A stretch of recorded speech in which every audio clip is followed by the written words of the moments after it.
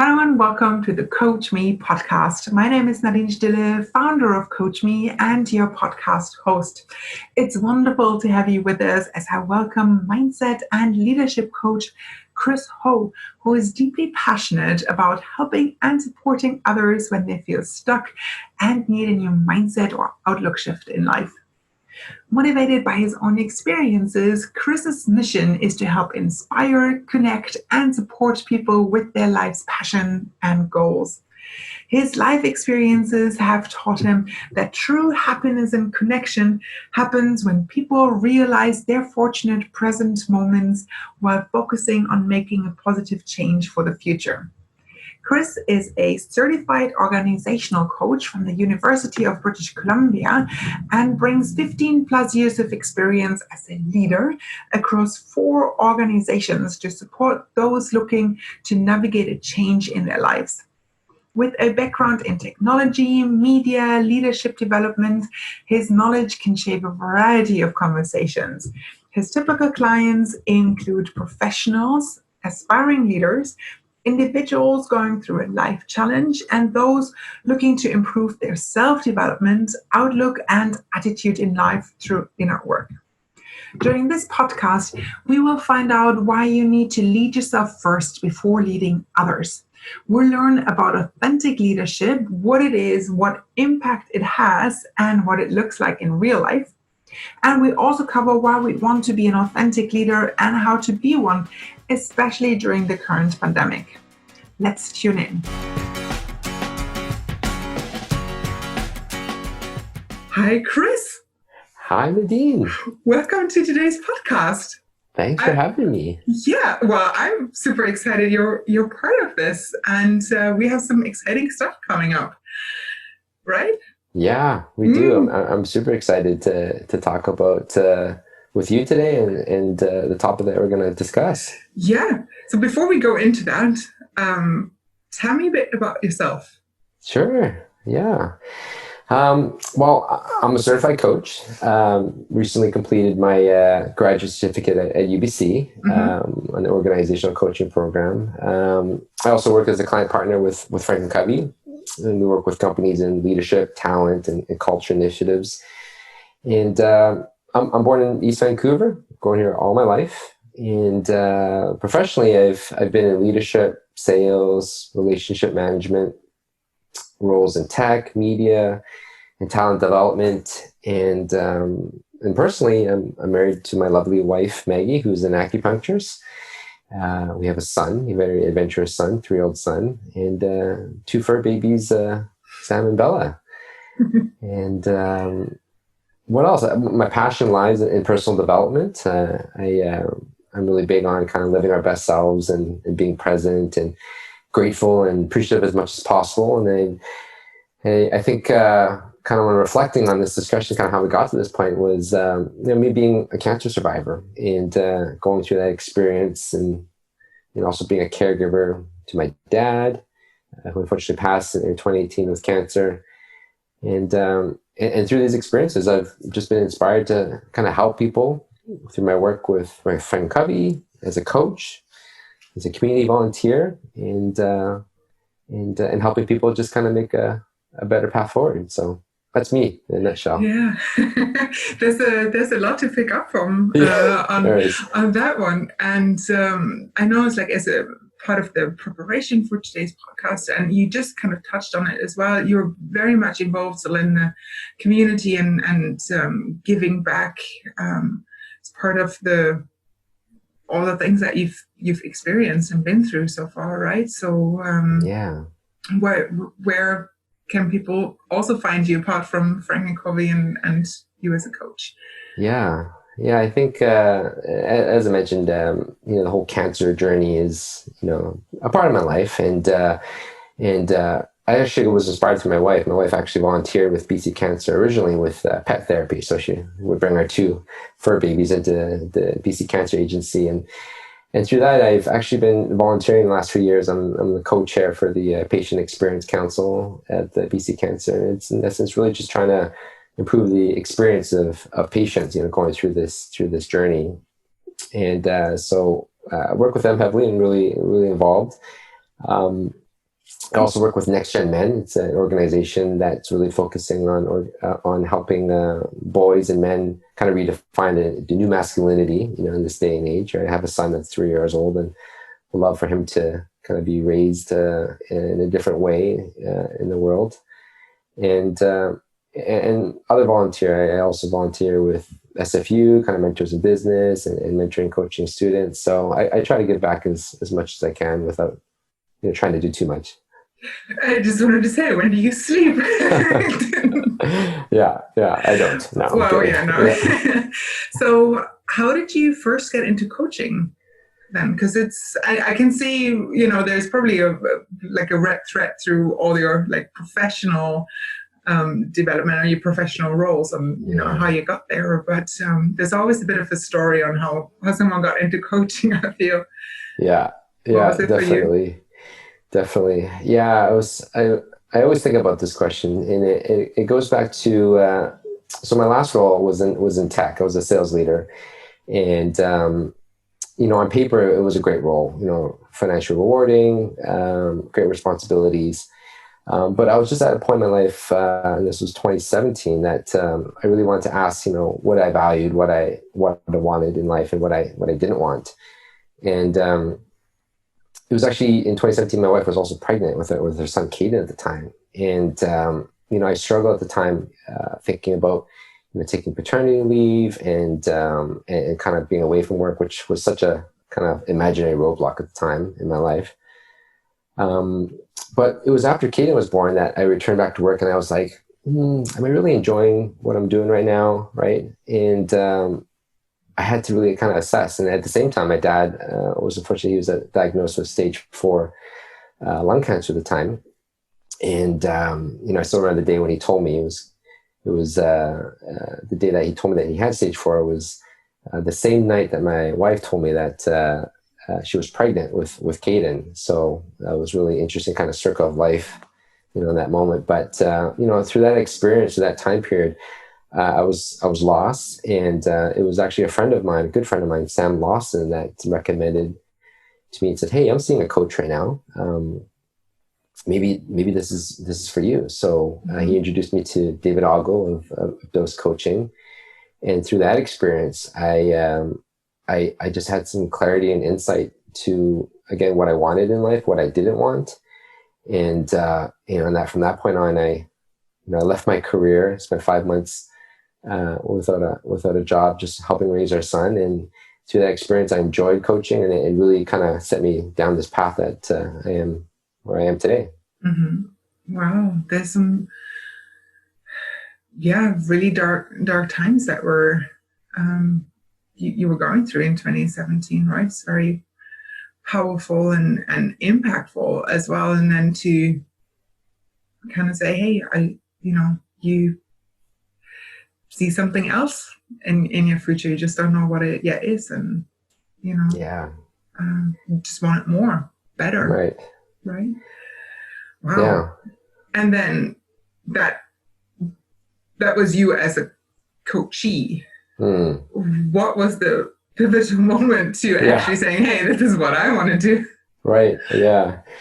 I think so. In my career, I've been in leadership in a few roles, few organizations, and so I've really enjoyed helping people. Right, being a leader, watching people grow. It in retrospect, that it really fulfilled me. Right, seeing people develop and so forth, and that's kind of how I got to the role at Franklin Covey. I was like, hey, really passionate about this area. Really passionate about personal development, inner work, leadership. Why don't you work with an organization that does that? And I do that now, and I'm super thankful for that. And then another part of that was that, this coaching experience that I had was so beneficial to me that I said, it was just kind of like that itch that he said, this is something that that's going to really fulfill you, right? And the value that I got was something that I wanted other people to see as well. And you mentioned earlier that it was kind of some dark times, and I think back, I feel like I'm actually really fortunate that I went through that, right? And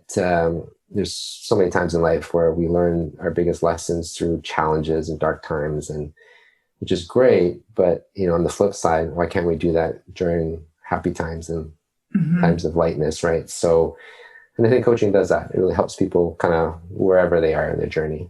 Mm-hmm. Yeah. Yeah, it's actually really good. Someone just mentioned the other day, it's like, why does that, and it super reflects with what you just mentioned as well. Why do we have to wait for some awful event to happen to really make us, appreciate the good things, the relationships that we have? Why do we have to wait until maybe something awful happens until we pick up the phone and call someone we haven't talked to for a while? Or, right. I don't know. There's so many people I know currently that have realized because of the pandemic, that there's just so much more that they want. And I don't want it in 2, 3, 5 years, whatever. They want it now. So they're getting themselves, a dog, or they're leaving to move to the island, making bread, reading a lot more, just like connecting with, this is what I want. And I want it now. I want more. I want more satisfaction, more feeling fulfilled in a sense. Right. And do it well, at any time, rather than now than when, a few years down the line. Totally. So what do your coaching clients come to you for? And this is probably the place where we're letting people know what we're talking about today. Yeah, exactly. Yeah. I love all coaching conversations, right? I think people kind of ask me right now, like, what do you focus on? I'm like, it's the topic that you bring, right? It's whatever's top of mind to the conversation, as most coaches will attest to that. It's what they bring to that present moment. But some of my favorite conversations, I think, because of some of the experiences I've been through, it are conversations around changing your mindset, facing a particular challenge. It doesn't have to be health related. It could be anything really. And to your point earlier, this pandemic, people are really trying to get some insights, and I think it's because, and it's really no fault of their own, we're just so busy and so distracted. It's so loud, it's so noisy out there, as well as mostly actually in our heads. And we can't really get that clarity until we quiet ourselves down a little bit. And so I really like to focus on people that are trying to get that clarity, right? Some insight, some quiet time, and some reflection.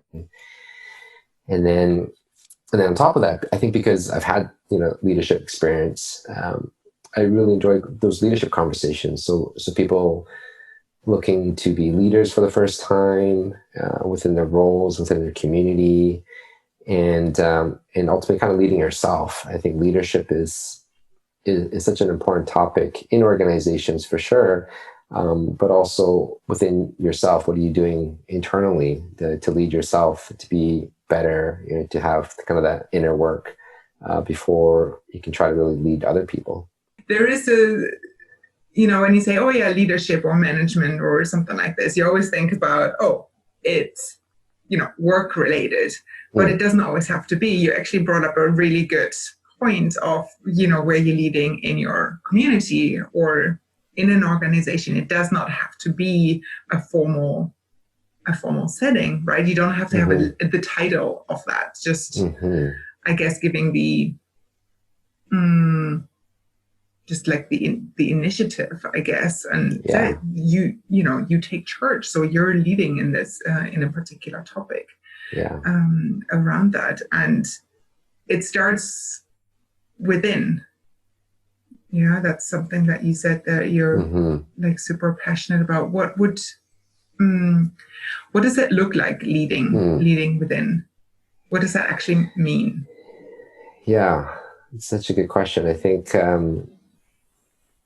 it really starts with knowing yourself first, right? And being authentic, right? This whole word of being authentic is so important, because I think that's where a lot of the struggles come, when people are trying to be someone else or trying to be, the leader, for instance, right? So everyone has this image of what a leader is or a manager is. And then you have this kind of conflict of between who you are as a person and then the person of a leader, for instance, right? So I think, it really starts with really looking inward and find out who you are, what you want, again, what you don't want, what you stand for. What does that authentic person look like first? And until you have that, you can't really lead other people, I think, right? Mm-hmm. And it's so important. Mm-hmm. And that can take a bit of time if you know what you really want versus what may be expected of you, and that's then what you're going for, right? Yeah. And so that makes an authentic leader. In a workplace, what would that look like? Mm-hmm. Or like in any setting, what would you say is an authentic leader? Yeah. I think all too often we're in life, and even especially at work, like your question, we wear too many hats. There's so many personas, right? The person that you're at home with your family, your friends, and then the person that shows up at work, right? Mm-hmm. And I found myself, over the years working in different organizations, that sometimes there's a conflict between the two, right? How you show up at home is not necessarily the person that you show up at work. Mm-hmm. And I think what it looks like at work is, treating people like humans, right? Being caring and being curious, right? And being that person, the same person in front of people, versus that same person maybe by yourself at work, right? Like how you show up, right? And I think the authentic leader really provides a lot of safety as well, within teams, right? So in organizations. So being authentic is really understanding your inner work and how you operate, and ultimately, how you want to lead people as well. Mm-hmm. Yeah. So what I hear out of that is that you have that self-knowledge, right? About who you are, but then also kind of flipping it inside out and showing that to people, and then be consistent around that. Totally. Right. So it's like, oh, who's walking through the door today? Is it, right. right. This person or this personality, and, people know where you're at. Right. And people get it, right? And I think people know when you're not being authentic, right? It's you can try to pretend, if you're being authentic or not, but people have that kind of intuition, right? That sense, right? And to your point, like who's coming through the door, right? And I think that's where a lot of conflict comes in, right? It's a misalignment between who they are and how they're showing up. And for people in a work setting, it's super confusing, I think, right? And I think when it's confusing, people are just running around, not really sure who they're getting and how they should work and how they should perform. Exactly. Yeah, it has a huge impact, I would say, as well, on even coming down to the basics of, can I trust this person? Because you don't know where you're at, and trust and good communication, I guess, are the basic things of good leadership. And then you build upon that. But if that is somewhere, not 100%, then it has an impact on the bottom line. It does. What you brought something up about authenticity and kind of showing it to the outside. Would you then also say, or safety? You brought up the word safety around that as well. Do you think? Like, what do you mean by that? Yeah. I'm glad you brought that up, because a good friend of mine taught me that the whole Maslow's need of hierarchy, right? We all learned in high school, and and there's the basic needs of humans, right? And that need for safety. And like originally when we learned that motto was like shelter, right, and like food and all that, which is of course what we need, but it's a safety, the psychological safety that we need, and we need to trust people. And when we don't trust people, it's like a human need that we all have. If we fear of a consequence, or if I don't trust you, or I feel like an environment's safe, it could be a saber-toothed tiger, but it could also be someone's tone in a meeting, right? The brain kind of perceives them, unfortunately, the same. And when you don't have that trust and you're not being authentic, people are going to hold back, right? People are going to kind of run, figuratively speaking, right? But they're going to run in the workplace by not showing up in the meetings, right? Not saying anything, not giving their best ideas, right? It's really the same. It just looks a little bit different. Yeah, it has a huge impact on, both for the leader themselves, but also for the team. Yeah. And I mean, frankly, it sounds a bit exhausting for the leader as well, because you're constantly, I don't know, and that's obviously the type of people that you're working with, right? You're trying to, I don't know, have them to avoid that, or I don't know, maybe even make sense of it. I don't. Right. It's totally exhausting. I'm glad you brought that up, because it's exhausting for the leader, because they're probably constantly battling between, okay, this is who I am and this is who I think I should be as a leader. And if those aren't joined, then there's just constant conflict there. Then it expands out to the people that they're working with in the work or community, right? And they're exhausted because, again, they're just trying to get from A to B, but they have to contend with this confusion out in the, interactions.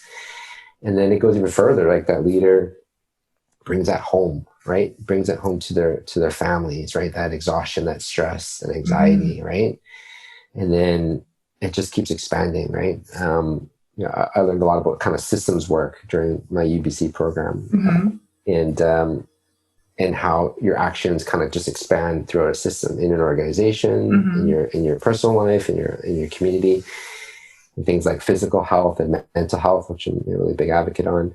But like, to your point, like, it doesn't just stop with your team. It just, these negative consequences just go beyond, right? So it's just so important to, again, really be in tune with yourself, be authentic, before you start trying to go out and lead other people.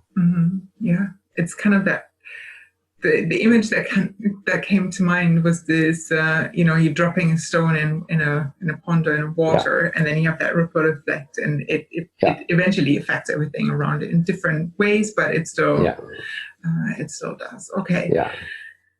Yeah. Worst case scenario, no one's happy, no one's productive. Yeah. Wow.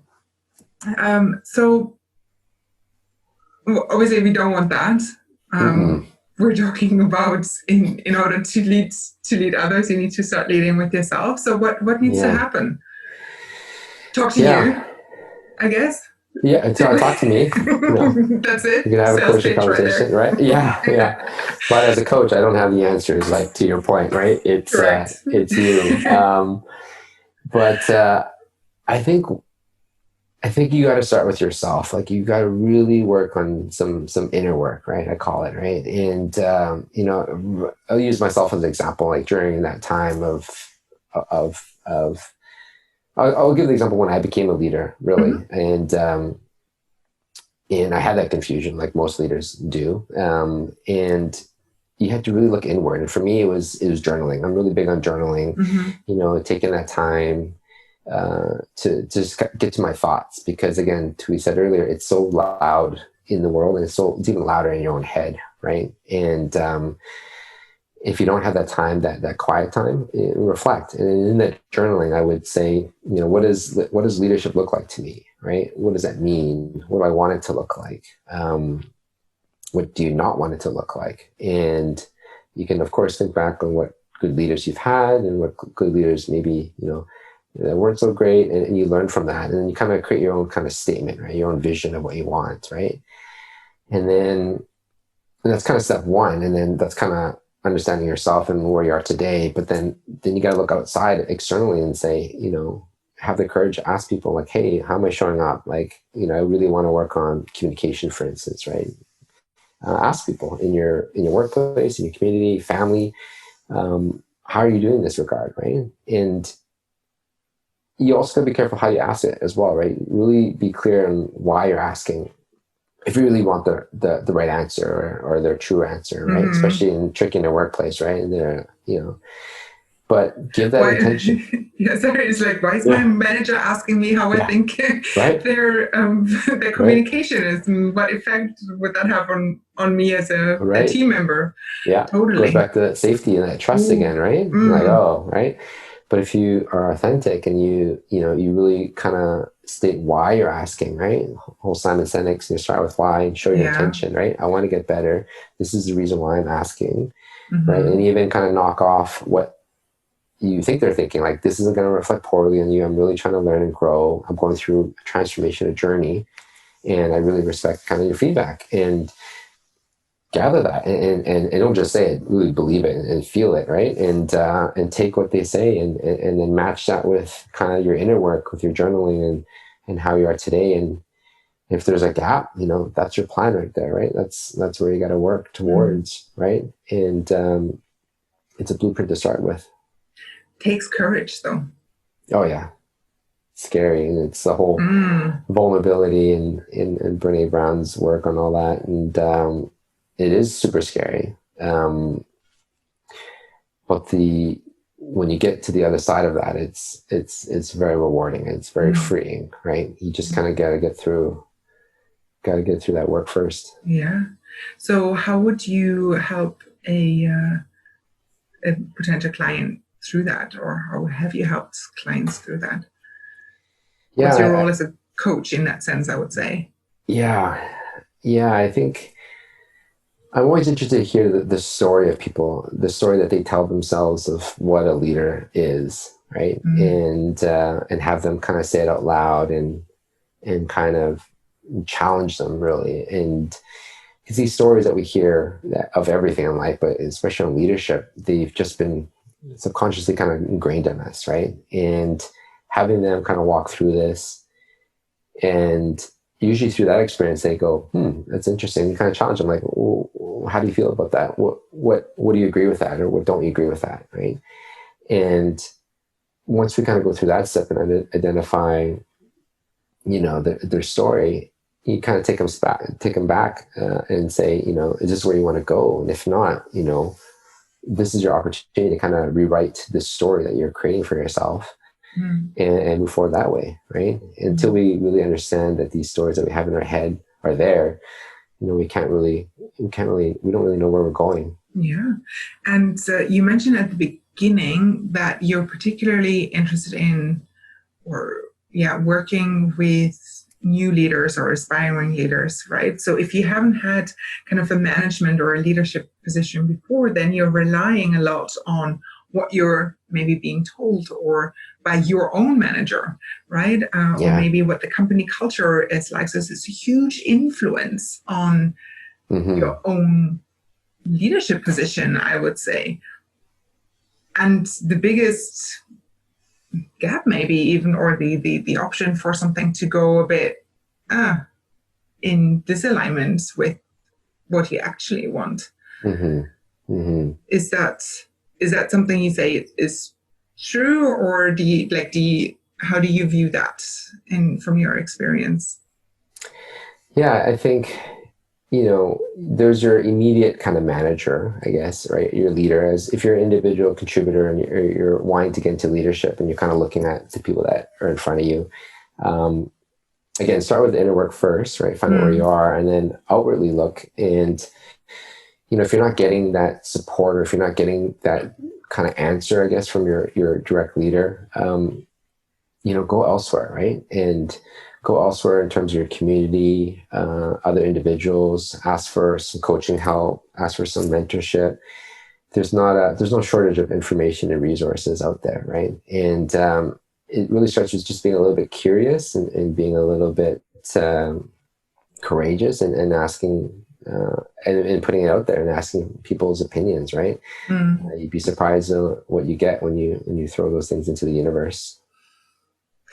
Yeah, and then you have to sit with that and work through it. But it's there's a, like you mentioned earlier, there's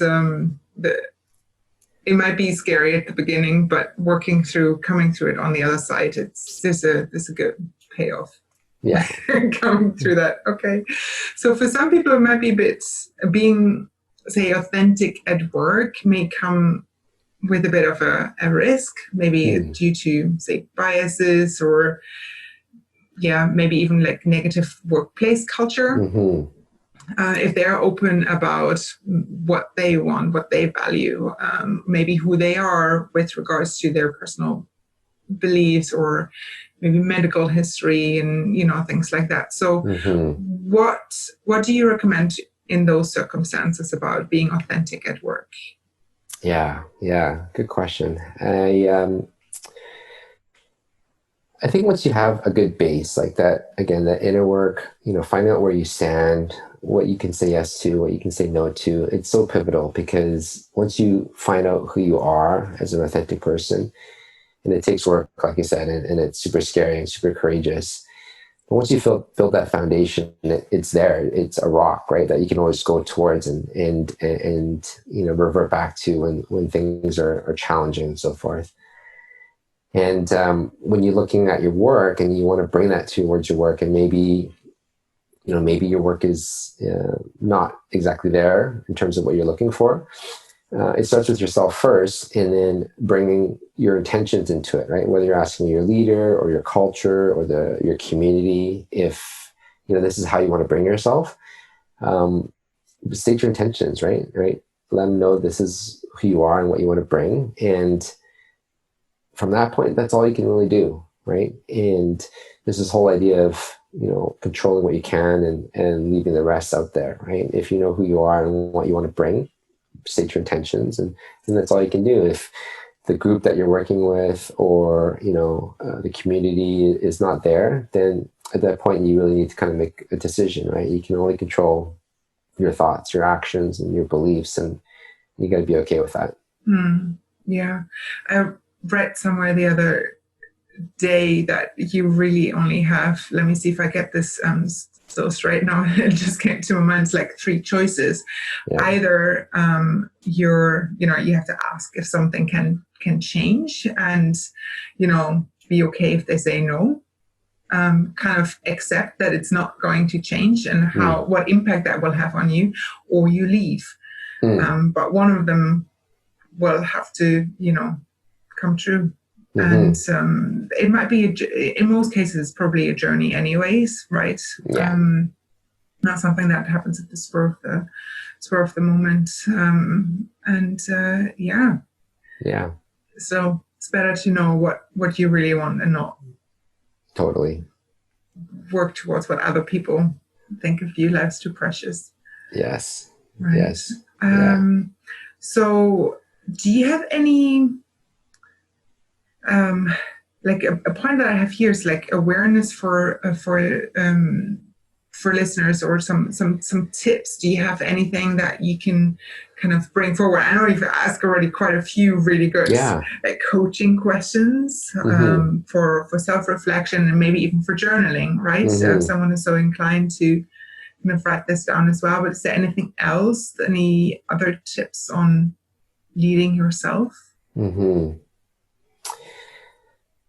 I think you really got to spend the work and be intentional with being quiet, right? And I mentioned journaling, right? For me, I wake up at 6 a.m. every day, and just to have that quiet time before my son wakes up and before we start eating and breakfast. And you could be like an early riser like me or my wife who turns on at like 10 p.m., 11 p.m. But be really intentional in finding that quiet time. It's so important. And that's where all your insights, your clarity, and reflection is going to happen, right? And for me, it's journaling. For others, it could be going for a walk. It could be talking to others. But whatever creates that creativity for you and that inspiration, you got to put that in the calendar in your time, just as much as your work meetings or your community meetings and so forth. If you don't, life is just going to go by. And like you said earlier, life is so short. So you really need to seize the present moment because it's all we have. Yeah. I love that. It's so intentional. Like put it in your calendar, especially if there's lots happening. Make the time, put it as a priority, Yeah. right? And then actually use that time for that. Yeah. Do you have, so it's like you brought up journaling now a few times. What is your journaling process? Do you go through something where you get journaling prompts, or do you go through questions you ask yourself, or that your coach is giving you? How do you, what do you use journaling for, and how do you approach it? Yeah. So when I start journaling, and I don't do it every day, I try to, and I'm really intentional with kind of how I'm feeling. If I'm feeling kind of off, or I've got some decisions in my mind for some reason, or I'm thinking of the future, it usually kind of signals to me like, you got to journal, you got to get this out, because otherwise it just circulates in your head, and it's not productive at all. And so I really try to focus on how my body feels. And I use Evernote. I open it up and I just start typing, and I have a million spelling mistakes on there, but I just kind of just go, and then whatever comes out. And I usually start like, oh, I'm not going to write too much, just a couple of lines, and it usually be like 3 paragraphs, and then I usually follow up with things that I'm grateful for, and could be small things, could be big things, just whatever comes to your head. And once I'm done. I just close it, and I feel better immediately after I do it. So, whether it's a gratitude or appreciation or things about being a leader, don't focus too much on perfecting it. Just get it out. And I think that's more important than the result of a perfect piece of writing. Do you read over it again? I don't. I don't. Sometimes I do, like if I'm curious. I've been doing this for years now, but most of the time I don't. It's almost kind of like a release for me. And while I'm typing, this awareness comes to me, not all the time, but I don't read it, probably because I'm ashamed of all the spelling mistakes I have. But a lot of red underlined potato words. I love that you're finishing off your journaling with some gratitude notes as well, and just that's even though whatever came beforehand might be a release of whatever was in it, it's just like a release of something, then you round it off with something positive and have the gratitude parts there as well. Sure. That's beautiful. Great. So obviously we're in 2020. There's this big thing around, pandemic is around. I don't know where this is going to lead, and if we're listening back to this next year, where we're at. But from your work throughout the last few months, how has this pandemic impacted leadership and the people and clients you're working with this year? Did you see a shift? This little thing called COVID. It's been challenging, I think. And I think the first point or observation I made is that everyone's kind of experiencing this very, very differently with each other. And I think taking a step back and being compassionate, especially as a leader, and understanding that what you're experiencing is not necessarily what other people are experiencing. It's probably a lesson we can take to everything in life, actually. But so it's definitely, I think, impacted how people operate, how people lead. And we've seen some really great things, I think, from companies in trying to connect with their teams, right? A lot of check-ins, a lot more kind of huddles, right, throughout the week. But it's interesting, I'm finding that now those kind of huddles and check-ins are getting a little bit too repetitive. And I think what I'm seeing now is that it's great to have these huddles, but I think it's more important to focus on what's happening in those huddles, really connect people in a different way, right? People keep talking about how they're zoomed out and too many video meetings and all that. And that might be a reason that people are kind of disconnected, but maybe it's the content of those meetings, right? What are you actually talking about in those Zoom meetings, right? And of course, it's not the same as face-to-face, but maybe we should be focusing more on the conversation, the quality of the conversation, and be more intentional of reaching out to people and discussing things that matter to people, and finding out more and being more curious, right? And I think we need a little bit more of that. Totally. Yes. It beautifully goes back to something you mentioned earlier about being more human, seeing the individual there, and the quality versus quantity part really fits in there too. And personally, I've noticed that too, that there's a lot more, especially a few months ago even, there's the from one person to another person, that connection was just a lot more there, and now there's this zoomed out face. But just like,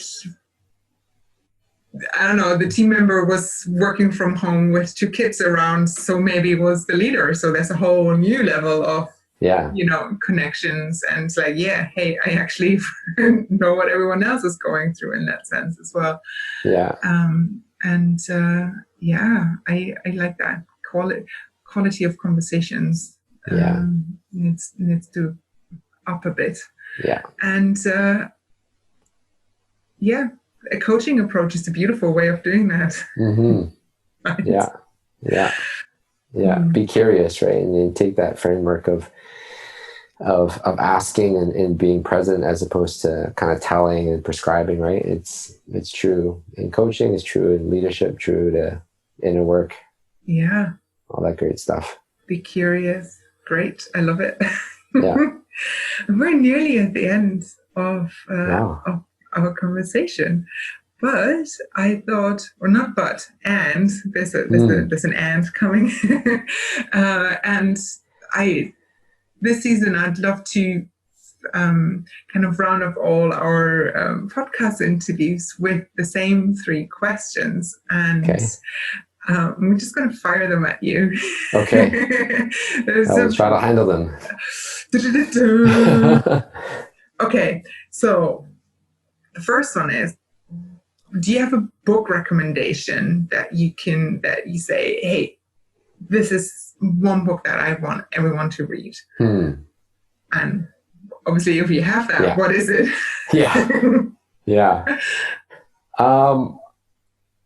I have 2. I'm going to cheat. I have 2, I guess. Ooh. 2. I only say 2 because one I haven't read yet, but the one I haven't read, I've read up a lot about, and some videos and content of it. So I really enjoy it. But the first one I have read is The Coaching Habit from Michael Sanye. And it's there in my bookshelf. Oh yeah, it's over here as well. And it's such a great book on teaching people kind of, I guess, the fundamentals of coaching, but it brings, not even just for coaches, but for leaders, it's how to be a little bit more curious and stop kind of prescribing and giving advice to people. And it's a great, easy read as well. And it's really realistic in the environments that we work in. And it was so great. I wish I had that book when I was a leader for the first time, like years ago. It's a very practical approach, and beautiful to combine coaching and everyday leadership together, and how you can bring it in practical sense into the workplace. Right. Yes, I know. It's like, totally sign off on this. Now I'm curious what the second book is. Oh, the second book. I've really got into this idea of stoicism and Ryan Holiday. So I've been watching a lot of his videos lately, so it's really top of mind. But it's this whole idea of, I guess, of stoicism, and I'm learning still, so I could get it wrong. But it's this whole idea that there's nothing good or bad in this world, right? It's only our judgment and our perceptions of it, right? And everything that we have is really just kind of the present moment, right? And the Greek philosophers that created stoicism was all about that, right? It's we only have the present moment, and whatever happens, we as humans kind of judge it as good or bad, and the world kind of continues, right? So I'm really into his videos and his podcasts. I just bought his 3 books. I'm reading The Obstacle is the Way by Ryan Holiday, and this whole idea, I've only read the first 3 pages, so I'm such an expert in this book, but it's, I think everyone always talks about, hey, I'm on a journey, I'm on a path, right? And like, oh, there's a roadblock in the path, right? Oh, it's an obstacle.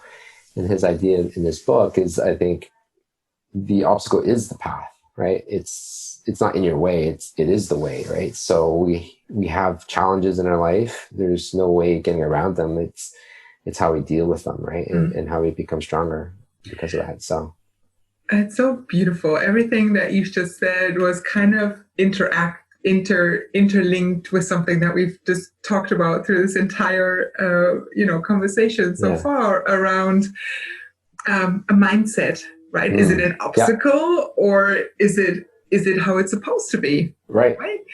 Then like no judgment and being curious, it all comes back to coaching, because that's what you do as a coach. You're listening and perceiving of where you are right now in this present moment. And totally. Everything's interlinked. So beautiful.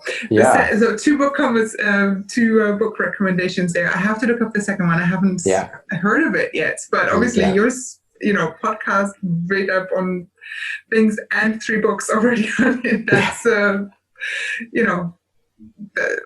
that sounds interesting. So I need to look that up as well. Okay, cool.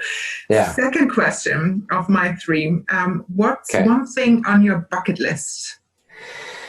One thing on my bucket list. Well, it kind of goes back to, I guess, Stoicism. I've always wanted to go to Greece. That's the big bucket list. I was supposed to knock this off in June. We had a family trip to Greece on a cruise to Italy, but again, this pandemic happened. So it's still kind of a big bucket list of mine just to go to Greece. And I'm kind of seeing some alignment. I'm just figuring this out now. I guess this with Stoicism and Greece and Greek but I've always wanted to visit the country. I think I saw Anthony Bourdain do an episode when he went to travel and ate sea urchins off the shore. And that image has stuck to me. I love uni and seafood. So that's on my bucket list. So one day I hope to get to Greece. Yeah, beautiful. It's a beautiful country. There's lots of beautiful places there as well. And then you want to travel the entire thing, or is it one particular? Yeah, everywhere. Beautiful. Before you go, let me know. I can give you some tips as well. Yes, please. Especially food related. That'll be great. Everything. Yeah. Good tip. Everything. I like that. And last question for me is, what makes you dance? What makes me dance? Oh my goodness. I don't know. I think being with family, going somewhere, just being in a great mood. I really try to be in the present moment. And when I'm spending time with family, I'm always dancing actually with my son, Caden, and in front of my wife, Maggie, or even while I'm driving. And that was quite dangerous. But I think just spending time with the people that you love just makes me happy and just being in the moment. So. Yeah. Beautiful. Thank you for sharing. Thank you for being part of this podcast, sharing your insights and your inspiration. And beautiful. Thank you so much. Thank you so much. I had a lot of fun. This was fun. Yeah. Thanks again. Thank you. Bye. Bye. So this was Chris Ho talking about leading yourself first as an authentic leader. I'm curious, what first steps will you take to be a more authentic leader? If any of this resonates with you and you'd like to have an initial free coaching chat with Chris, simply book your request at coachme.global/book. Thank you for tuning in. Stay curious, Nadine.